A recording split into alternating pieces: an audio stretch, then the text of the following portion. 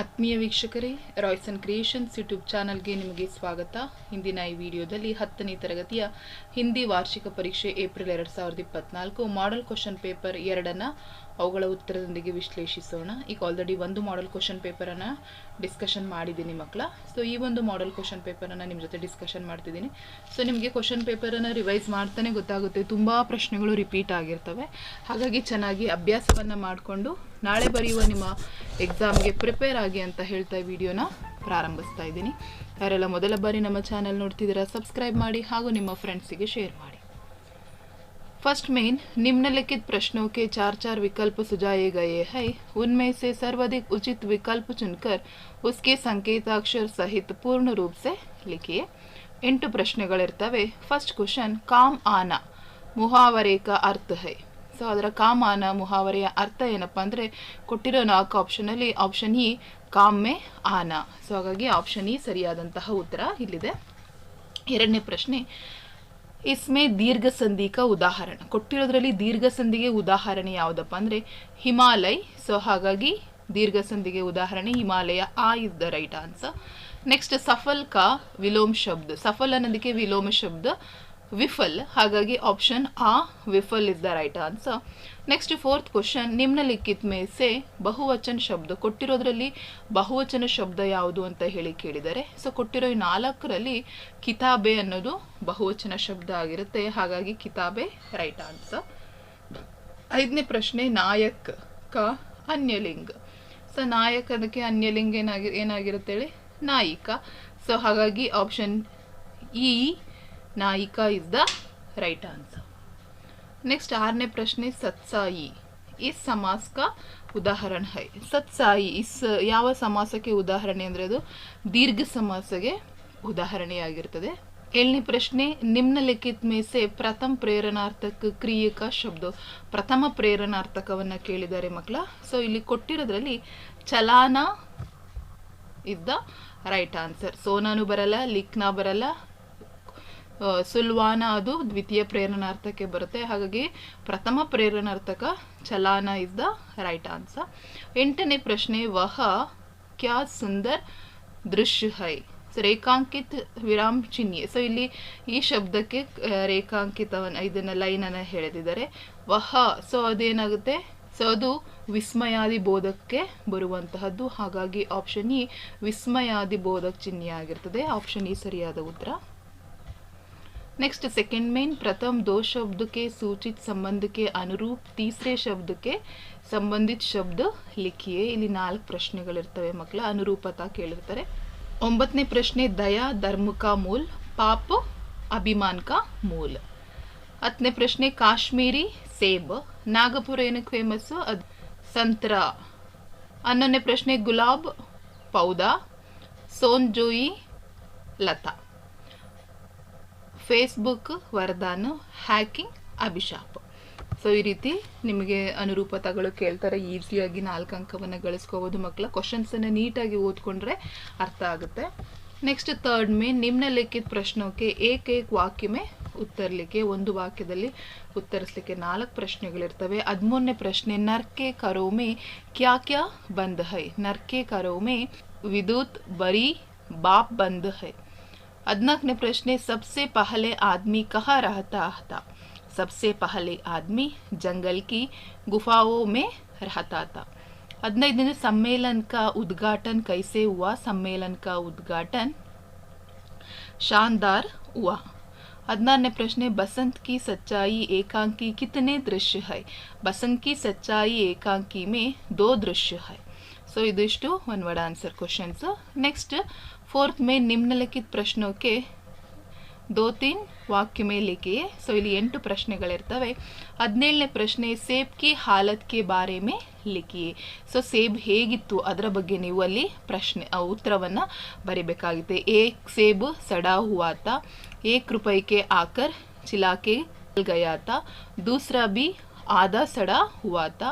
तीसरा सड़ा तो नहीं था लेकिन एक तरफ दबकर बिल्कुल पिचक गया था. चौथा सेब बेदाग था मगर उसमें एक काल सुराख था जैसा अक्सर बरे में होता है.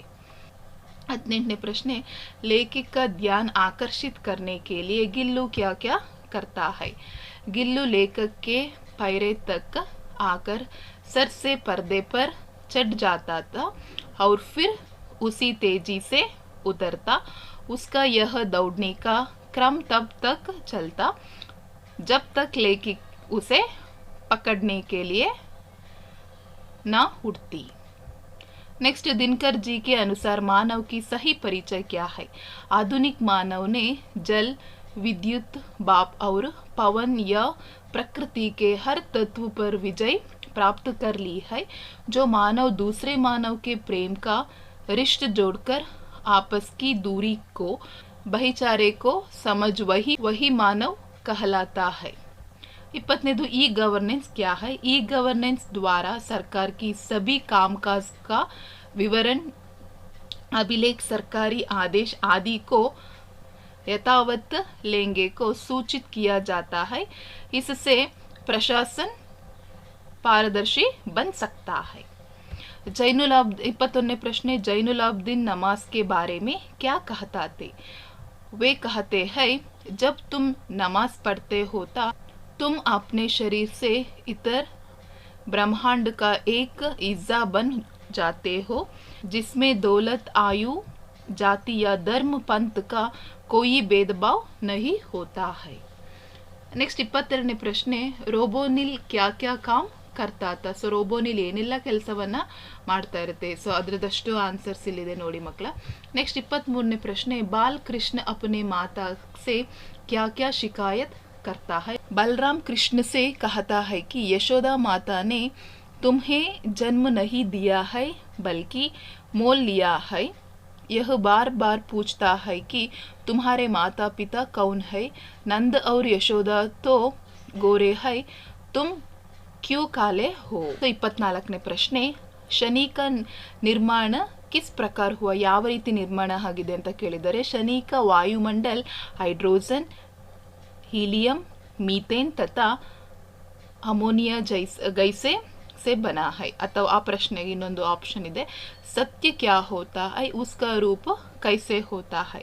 सत्य बहुत बोला, बहुत ही सीधा साधा, जो कुछ भी अपनी आंखों से देखा, बिना नमक मिर्च लगाए बोला दिया, यही तो सत्य है. ಸೊ ಇದಿಷ್ಟು 2 ಅಂಕದ ಪ್ರಶ್ನೆಗಳು. ನೆಕ್ಸ್ಟ್ 3 ಅಂಕದ ಪ್ರಶ್ನೆಗಳಿಗೆ ಹೋಗೋಣ. 5th में निम्नलिखित प्रश्नों के उत्तर 3-4 वाक्य में लिखिए. 25ನೇ प्रश्ने, गांव को आदर्श गांव कैसे बनाया जा सकता है.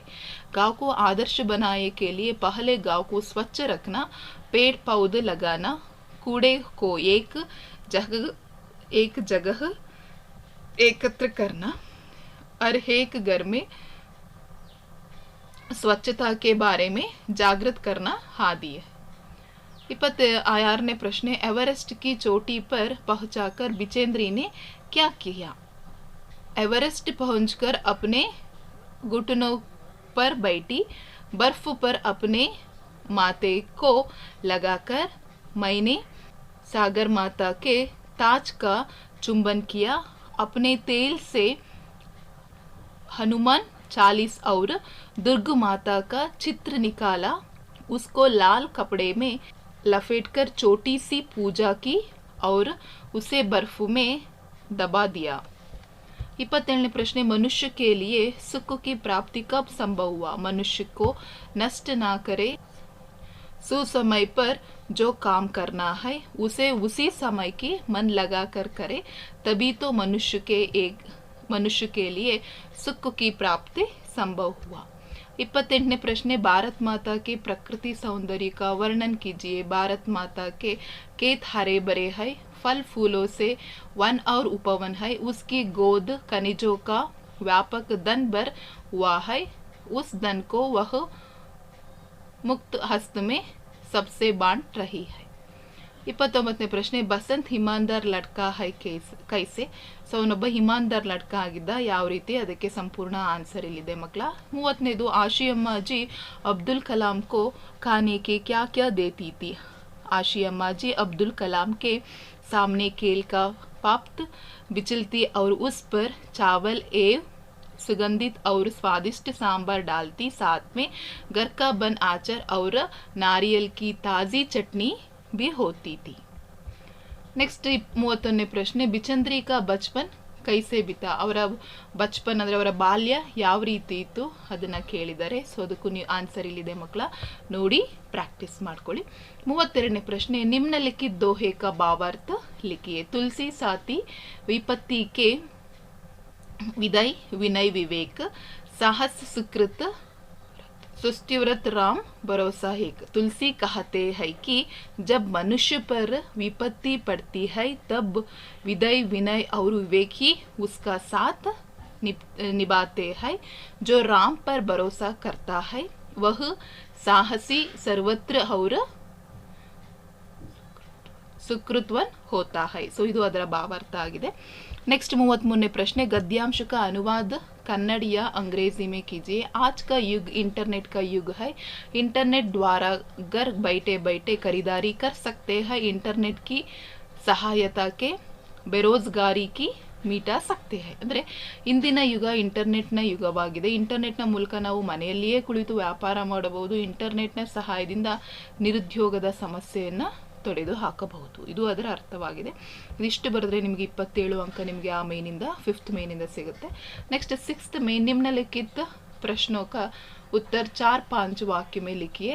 ಇಲ್ಲಿ 2 ಪ್ರಶ್ನೆಗಳಿರ್ತದೆ, ಒಂದು ಪ್ರಶ್ನೆ ಇರುತ್ತೆ, ಒಂದು ಪೋಯಮ್ ಇರುತ್ತೆ ಮಕ್ಕಳ.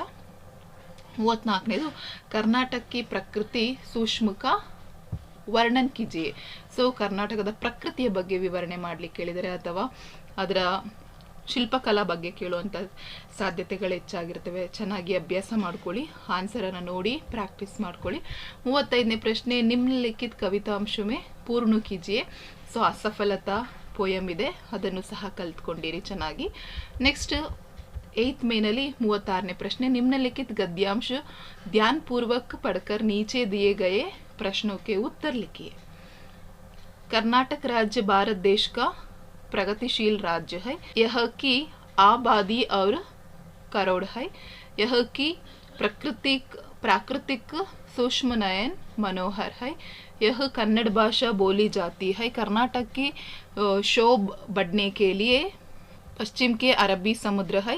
कर्नाटक को चंदन का आगर कहते हैं. कर्नाटक में कावेरी कृष्ण ತುಂಗ ನದಿ ಬಹತಿ ಹೈ. ಸೊ ಇದು ಜಸ್ಟ್ ಚಿಕ್ಕ ಒಂದು ಗದ್ಯಾಂಶ ಆಗಿದೆ. ಅದರ ಮೇಲೆ ಪ್ರಶ್ನೆ ಇದೆ, ಕರ್ನಾಟಕಕ್ಕೆ ಪಶ್ಚಿಮಕ್ಕೆ ಕ್ಯಾ ಹೈ. ಕರ್ನಾಟಕಕ್ಕೆ ಶೋಭ್ ಬಡ್ನೆ ಕೆ ಲಿಯೆ ಪಶ್ಚಿಮ ಕೆ ಅರಬ್ಬಿ ಸಮುದ್ರ ಹೈ. ಸೊ ನೋಡಿ ಎಷ್ಟು ಈಸಿಯಾಗಿರೋ ಉತ್ತರ.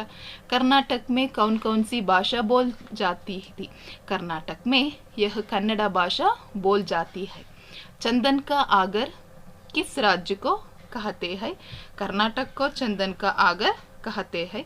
कर्नाटक में कौन सी नदियाँ बहती है. कर्नाटक में कावेरी कृष्णा ತುಂಗ ನದಿ ಬಹತಿ ಹೈ. ಸೊ ಇದಿಷ್ಟು ನೋಡಿ ತುಂಬ ಈಸಿಯಾಗಿದೆ, 4 ಅಂಕಗಳನ್ನ ಗಳಿಸ್ಬೋದು. ಆ್ಯಂಡ್ 37th ಕ್ವಶನಿಗೆ ಬಂದರೆ ನಿಮಗೆ ನಿಬಂಧ ಇರುತ್ತೆ.